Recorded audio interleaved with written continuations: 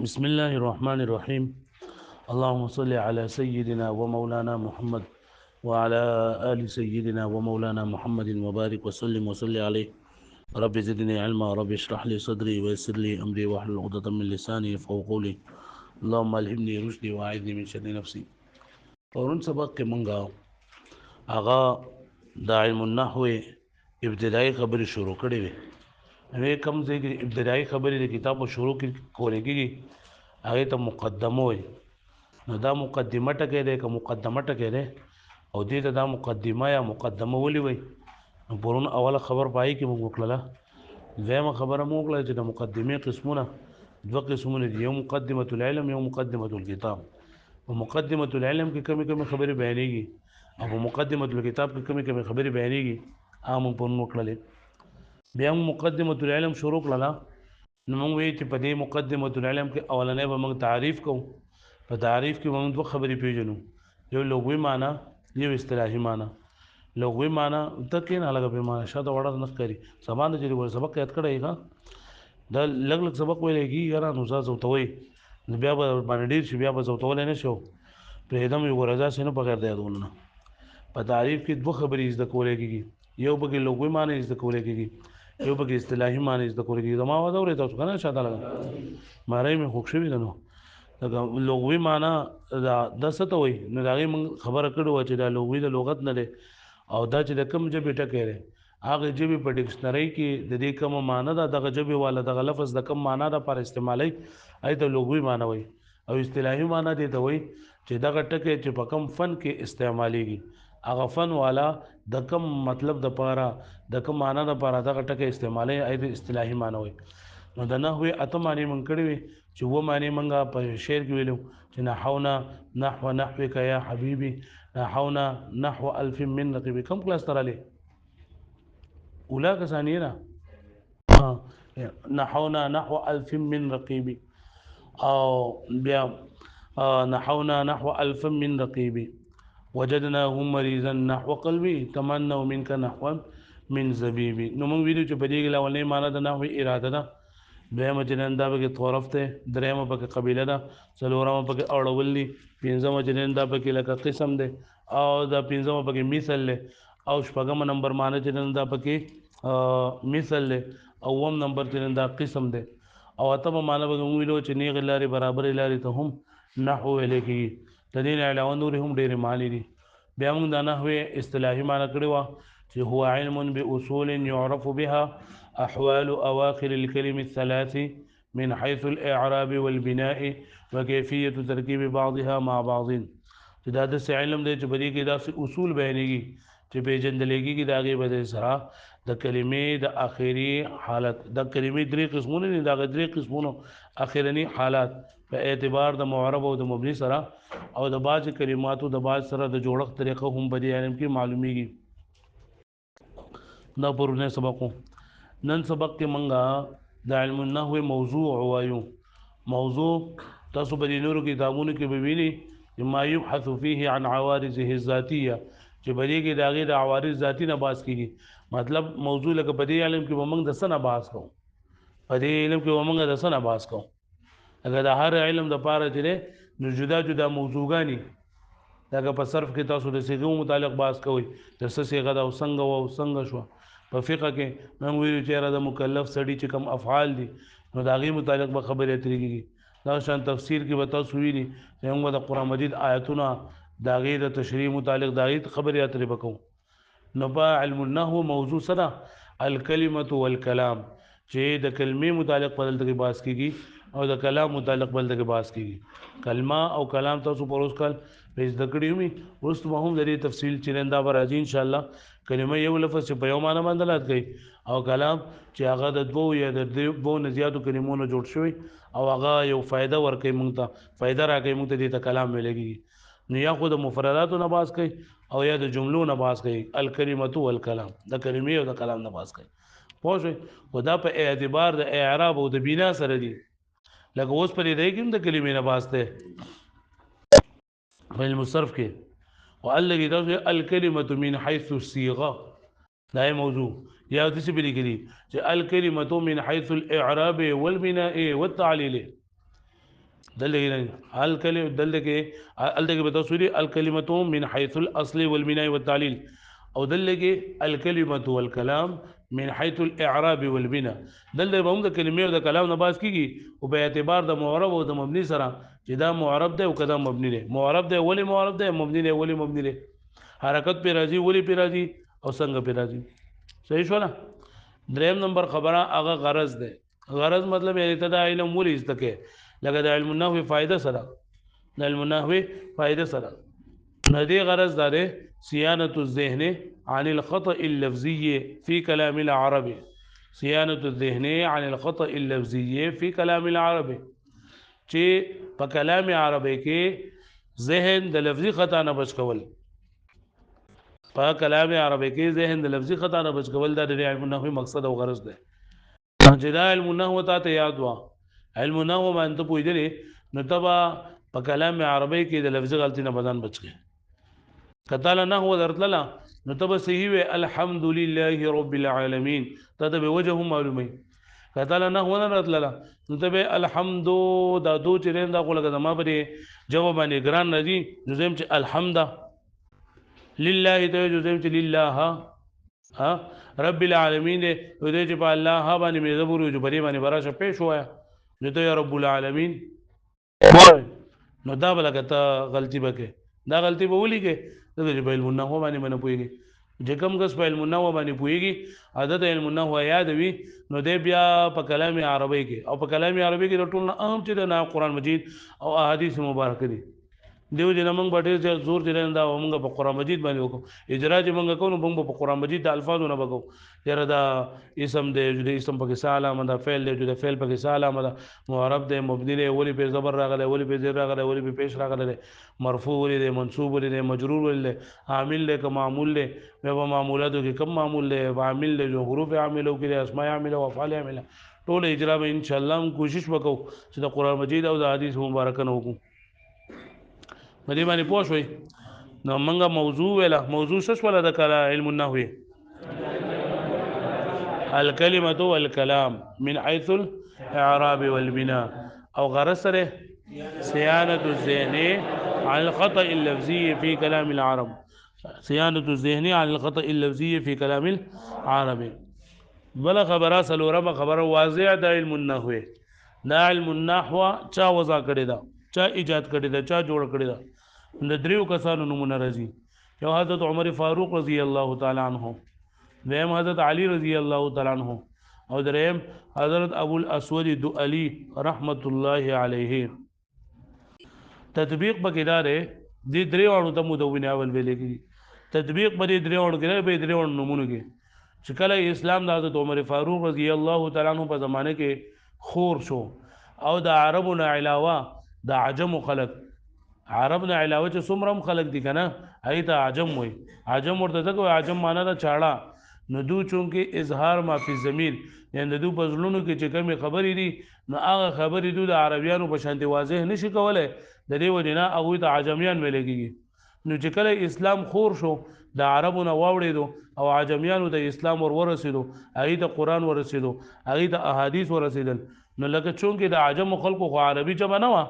او په خلک دا عربي دي سیوم نه چې لکه اوس خو په دې باندې لکه منګو الحمدلله رب العالمین جی مونږ څه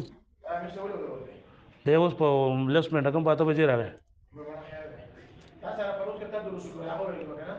هغه څه درس نشته ها نه دي کور دي کوم یو دی نه ما خو یې دي ها نو پدې کې دا حضرت عمر فاروق رضی الله عنه پسې کې دا تشویش راغی چې خلک خلک اسلام هغه ته ورسېدو او چې اوس قرآن مجید وای او حدیث مبارکه وای نو په ډېرې زیاته غلطیاں نه کوي الګا ما تاسو دې لکه دا نو په دې قرآن مجید باندې زبر زیر پېښ د خو بیا ډېر روستو شوی دي یا په دې باندې دا حروف دي دا نقطې دا په ډېر زیات روستو شوی لکه دا په شین باندې درې ټکی دي په سین باندې ټکی نشته او په صاد باندې ټکی نشته په صاد باندې ټکی نه دا ټکی دا به روستو راغلي دي او دا زبر زیر پېښ نه دا به روستو راغلي دي نو چې اوس یو عام سړی دی او هغه په عربی باندې نه پوهېږي که نه او ته ته یو ټکی ولیکې مارکر څه شو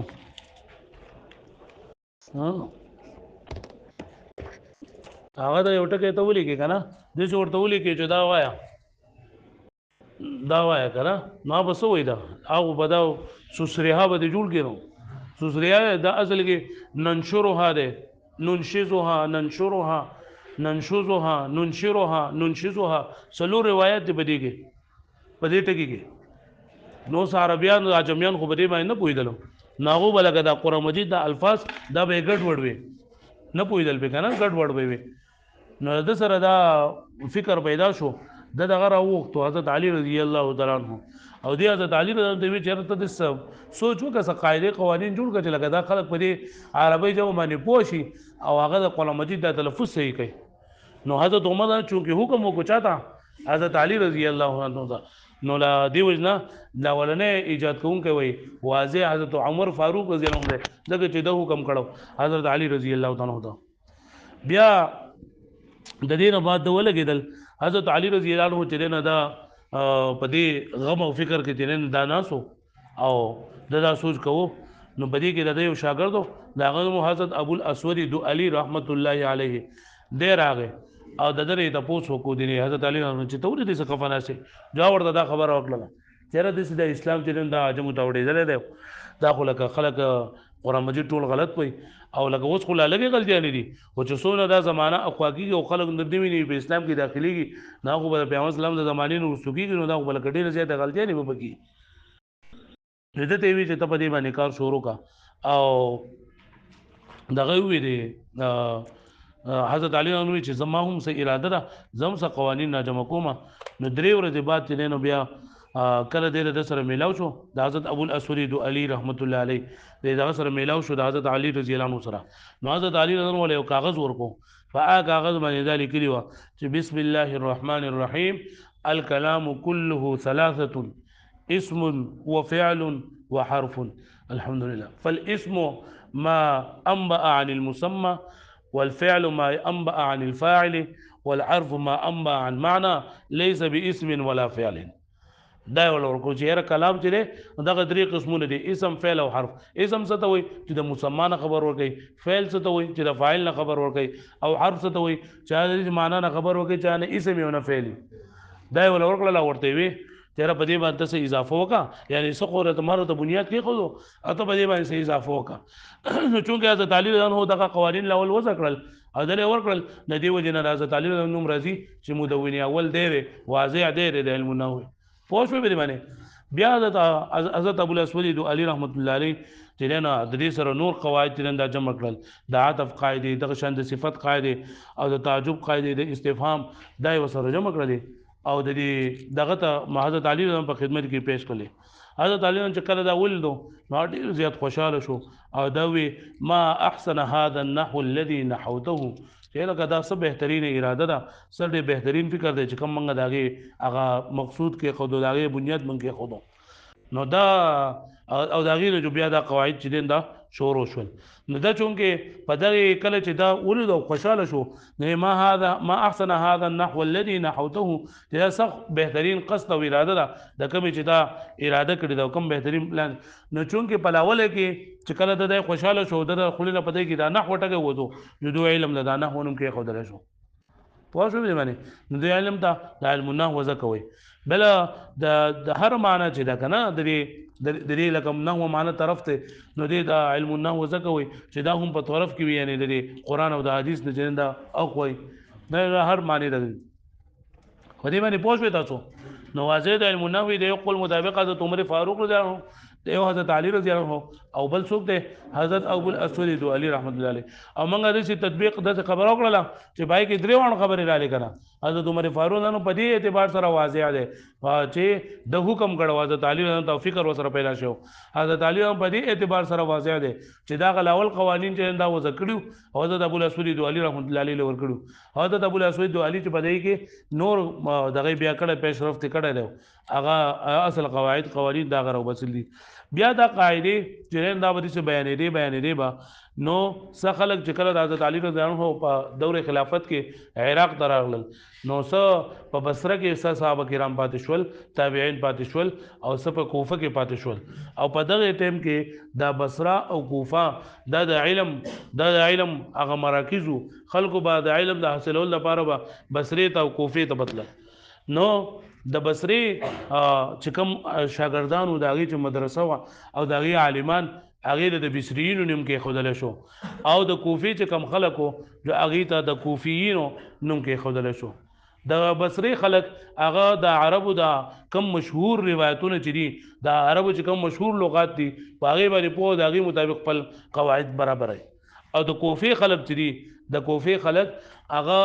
چې کوم د عربو یو ناشنا غوندې لغت به وکړه د هغه لغت به هم راغستو هغه به په خپل قاعدو باندې منطبق کوو به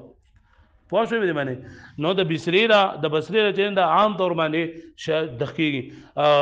پړاویږي او په کتابونو کې هم دغه د بصریین چې د دې دا مسلکونه ذکر کېږي او د کوفې دا پکې کله کله ذکر کېږي د اختلاف په باندې. نو تاسو به ان شاء الله په پروز کار په نومیر کو به تاسو نه درک کړي اوس به د نو کې بلګ لګ او بیا په کافیه په شری جامه کې به تاسو وای چې دا د بصریینو په کې دا مسلک دی د کوفیینو په کې دا مسلک دی ان شاء الله په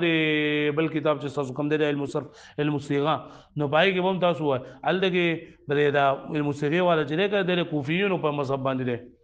نو دای کې بل اوله کې به د تاسو چې د کلمې درې قسمونه دي فعل اسم دی او حرف دی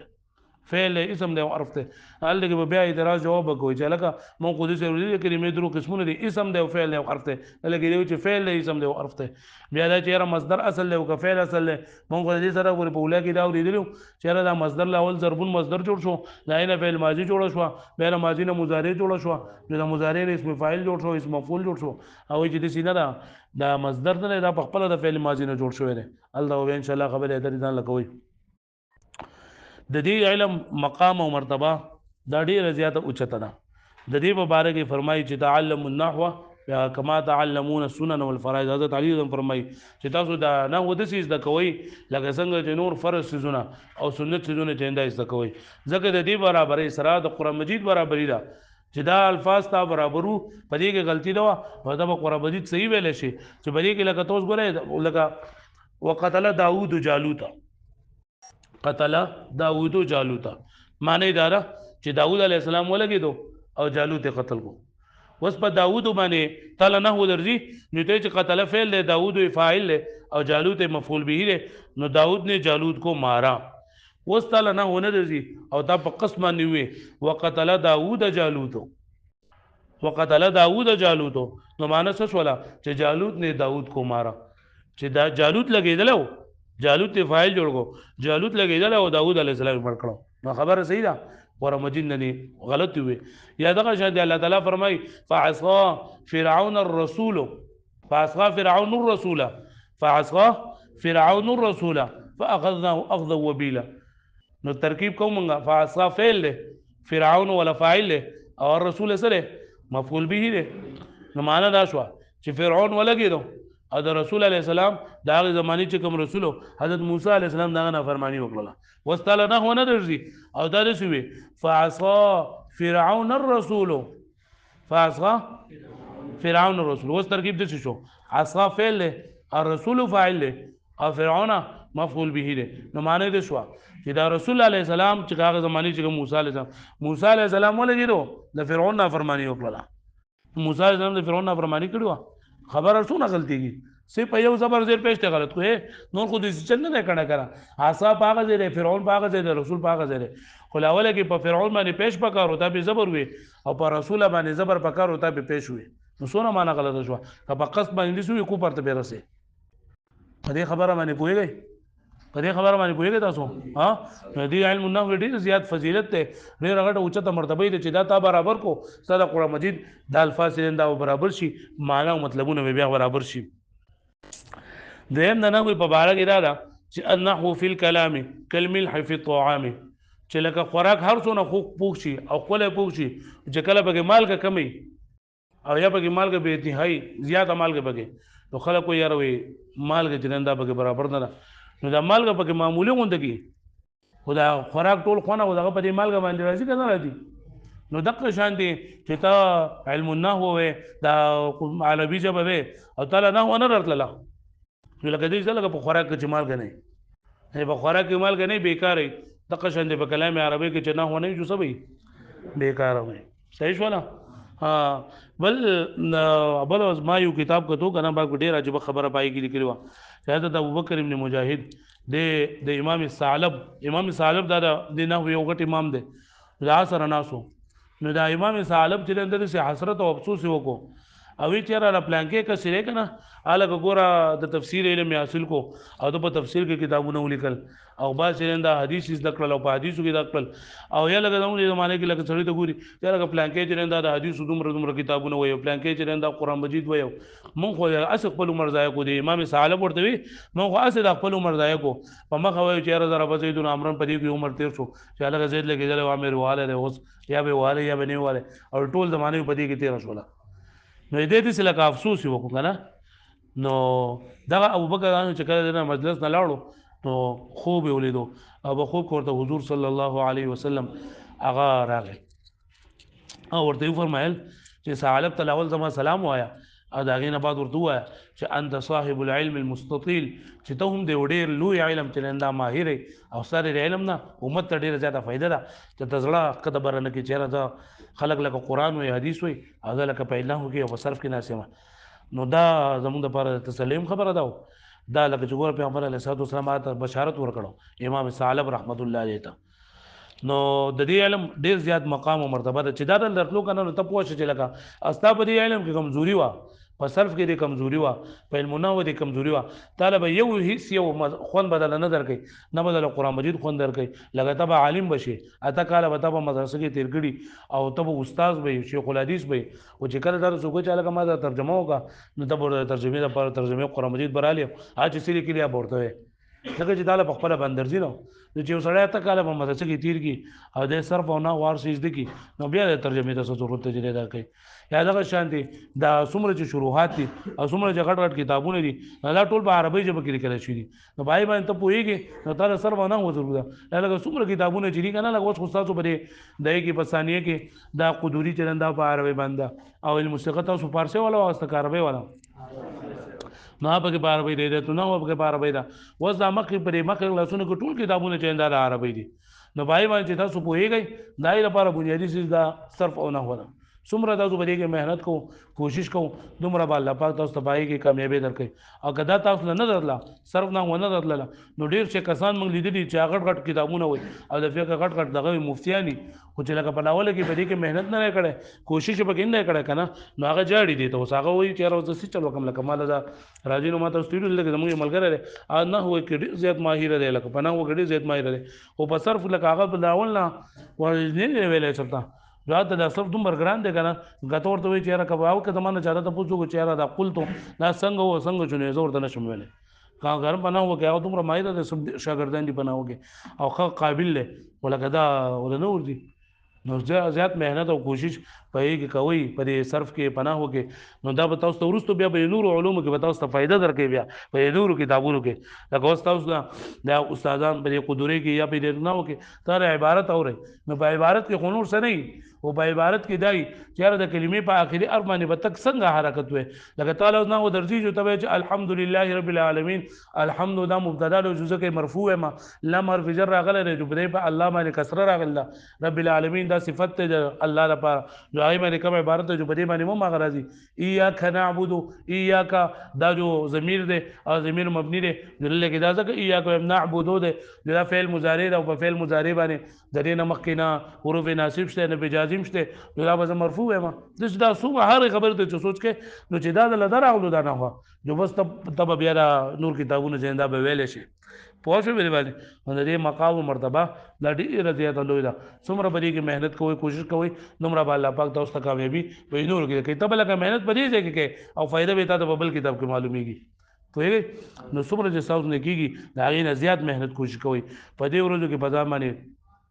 دا سخت تیروي چې را تاسو کډړې نه لګي کتاب ته خیر دې په زور باندې کېږي سبقونه خپل زوتوي په کم ځای باندې تاسو نه پويږئ کنه نو تاسو ته قسم درکم چې دا معنا لګا تاسو کوی چې را موږ نه پويګو موږ پوهاکا زب په ما تاسو ویلم نه بلوز مې ته مې اوس بیا را ده چې زب دې نه ستړی کوم چې تاسو پوه کوم زب دې نه ستړی کوم خو لکه چې تاسو اسره شي دا کال تیر کې ټولو او ټکه د لرزینو او کم کار د پاره موږ راغلی او نه کوي نو دا موږ بیا په اخره کې خپګی چې دا غوښه لګا موږ وخت ځای شو صحیح ده کنه د خپل مهنت کوشش کوي کوم سبق ته ویل کیږي اپ غور سره اوري بیا ورستو هغه ځل د خپل ملګرو سره تکرار کوي د ما خام نه ګوري چې سبب ما څه سبق وي نو بیا ان شاء الله کامیابی بږي او دونه ګران نه د بل اول کې لګ لګ سبق ویل کیږي لګ لګ سبق ویل کیږي نه چې دا اوس ته به یادېږي ان شاء الله د دې کتاب مصنف چې نه دا سوکته نو بدی کې اختلاف زګه دی کنه چې دا د یو د خدای تعالی بندو او نوم د الله نیک بندو چې د پر خپل کتاب باندې خپل نوم نه لیکل او بس کتاب لیکل او چې مخلوق ته फायदा اخلي دې وجنه د دې مصنف صحیح پته خو نه لګي او د تاریخ کتابونه او نور شروحات او هغه دوه کسان لیکلي دي چې د دې مصنف سوکته نو د دې مصنف یو قول د دار چې د نوم محمد ده محمد دا پلان نوم یوسف ته کنیت ابو حیان ده ابو حیان ورنو میداره ابو حیان محمد بن یوسف ابن علی ابن حیان الاندلسی ابو حیان محمد ابن یوسف ابن علی ابو حیان محمد ابن یوسف ابن علی ابن حیان الاندلسی دا ولادت هنده کله پیدا شوی دی نو د 654 هجری کې د اندلس په یو خار غرناطه پای کې د پیدا شوی دی د اندلس په یو خار غرناطه پای کې د پیدا شوی دی 654 هجری کې 654 هجری کې د اندلس په یو خار غرناطه دا غینوم دی د پای کې پیدا شوی دی په ابتدایي عمر کې د قرآن مجید پس کړل دی دا غیر بیا تجوید علم القراءت او حدیث کی مهارت حاصل کړل دی علامہ سیوطی رحمت الله علیه یو کتاب لیکل جمع الجوامع نوم دی علامہ سیوطی رحمت الله علیه تفسیر جلالین لیکل دی داغه یو بل کتاب د جمع الجوامع نوم دی ناغه وای چې ما به خپل کتاب کې سوم لیکلی دی او سمات حاصل شوی دی دا ما د ابو حیان د تصانیف حاصل کړی دی د زمانه علما کرام د مبارک فرمایي چې کان امیر المؤمنین فی النحو د امیر المؤمنین په نحو کې د مسلمانانو امیرو دی لور و نظار نو مدای سره د ډیره زیاته مینه محبت په بس 34 هجری کې چې کله د لور وفات شو نه یو کال د چا سره خبرې نه کولې او بهر ته باندې راوته د خپل لور په غم کې استادان شوک دي ابو محمد عبد الحق درنه تجوید کړو ابو جعفر غرناطی او عبد العزيز ابو علي حسن ابن عبد العزيز دنه قرائت ویلو او د یو عبد الحکیم اب دی وی کنه چې په علم الحديث کې د سلوډیم سو استادان دي 450 هزار کرام دي د په علم الحديث کې علم الفقه د علم الدين عراقي نه حاصل کړو علم المنطق او علم الكلام د ابو جعفر ابن زبیر نه حاصل کړو علم النحو د ابو الحسن ابو جعفر ابن زبیر نه حاصل کړو مشهور شاګردانو کې ابن عقیل او ابن هشام دي 65 کتابونه لیکلي تقریبا چې پای کې شرح الفیه ابن مالک هدایت النحو شرح تسهیل منهج المسالک او بحر المحیط چې دا قرآن مجید او تفسیر د دی لیکلي په 743 یا په 745 کې دی وفات شوی دی 743 یا 745 کې دویم قول د مصنف مبارک دا دی چې دا نوم عثمان دی عثمان او لقب سراج الدین دی د اود قبیله د اود او د نوم سراج الدین عثماني اودی چشتیو اودی سراج الدین عثماني اودی د 656 کې پیدا شو لکھنؤ د هندستاني او ضلع د صوبه لکھنؤ پای کې ریاست اود نوم دی اود نو د پای کې پیدا شو او د دې شو کنه چې د حضرت مولانا نظام الدین محمد بدایونی رحمت الله علیه خانقاه تراغي د وړکوالي کې او د علوم باطنه حاصل کړل مطلب په تصوف هغه علوم دا حاصلول او دغه تصوف علوم دا حاصل کړل لکه مطلب هغه د فارغ کو د تصوف نه نو د هغه زمانه خو لکه علوم ظاهره د نو حاصل کړي علوم ظاهره مطلب لکه دا قران او حدیث او فقه د نو زده کړي او صرف لکه دا پیر صاحب خالد له خانقاه دا جو ال دغه هغه باطینی علوم د حاصل کړو نو کله چې دغه وخت هغه بادشاہ نو هغه هندستان کې اطرافو ته خلک د دعوت او تبلیغ لپاره لېږلو د خلکو د اصلاح لپاره لېږلو نو دې سراج الدین عثماني اودي د دې هم لږ هغه د تشکیل وکړو دا کسان ورته چې دغه لږ علوم ظاهره نه دي حاصل کړي دغه سب علوم باطنه حاصل کړي دي نو بادشاہ دته وی چې تدې سی وګه چې اول علم حاصل کا داغې نه بعد به بیا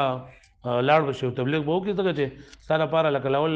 ظاهري علم ضروری دی چې دا ته ظاهري علم نه ته بلګ نو خلک به کنوینس کې نو خلک به پوهږي دا او بځین کې د اسلام خلاف خبري ابته وباسي جو په دقه ځای کې فخر الدین زرادی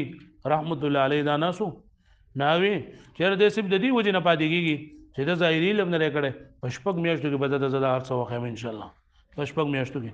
او په دقه کې دقه فخر الدین زرادی ولګي د یو کتاب لیکو د صرف زرادی ورته وي په مقابله کې خلکو چې بد نور علوم حاصل ول درس نظامی نه علاوه نو زرادی دا په کې د صرف یو بهترین کتاب کتاب د لپاره ولیکو او پشپک میاشتو کې د فارغ او ټول علم چې دی ورته خو بیا چې کله د داغه کوم استادو فرید الدین شکرگنج نو هغه د پیرو